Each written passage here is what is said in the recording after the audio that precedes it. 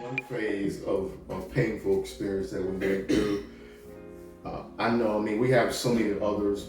One other one that I can recall too was one that, we had the privilege of starting the church, which was a crazy experience.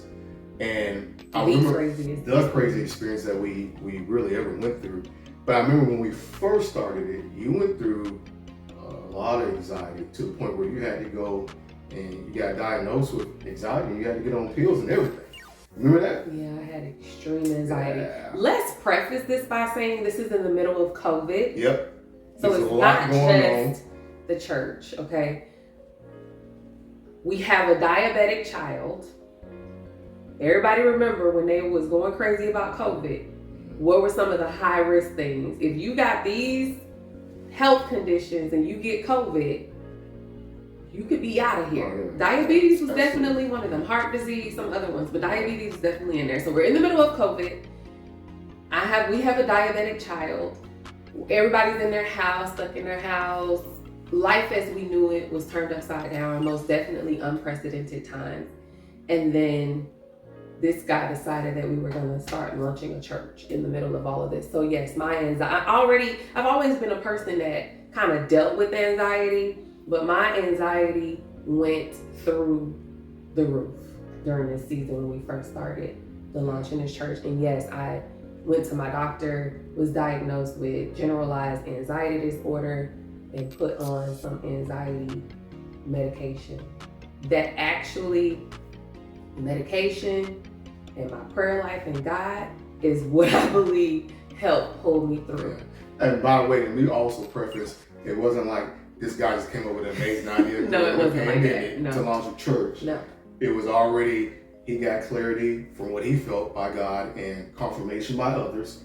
And just during Let's that period. rewind that before we even got married, you told me that you were called to be a pastor. Yeah. So it's not so that anything. all of it came into together, and obviously we did it. We obviously started the church, and we moved towards that aspect. But before we got there, we were still going through just that aspect of you dealing with anxiety, which a lot of people deal with anxiety, and they try to hide it. And the reality is that you really need to face it and go get some help if you need to, because what I love that you were able to do was you realized that, hey, this thing is really taking over my life and I need to find a way to heal with this. And you went and got some counseling, and you were okay with getting on some medicine. So to help you. And I know a lot of believers are against the medication, but don't be.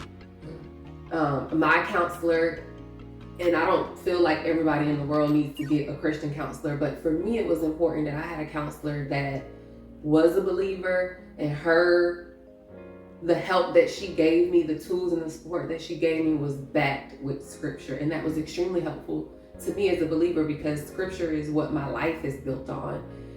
So it was extremely helpful that I had a Christian counselor. But any counselor that's skilled and that's certified to provide care, please, if that's what you need to do that. I don't know why there's this big stigma amongst believers about getting counseling, about taking medications. I truly don't believe that if I was not able to get on that anxiety medication that I would be sitting here today. This is probably the most severe anxiety and fear, extreme fear and anxiety that I've ever felt in my life, and I didn't sleep. Did I, baby?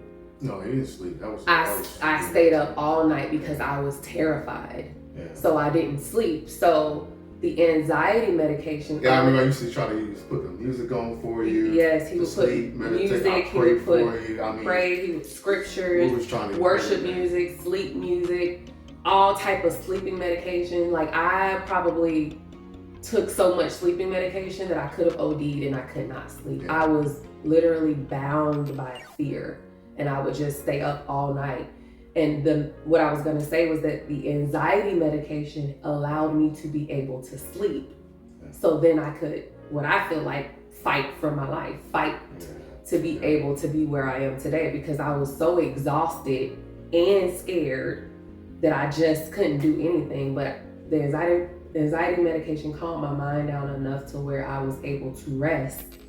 And then I had the strength to push forward, the strength to fight, to get out of the mess that I was in.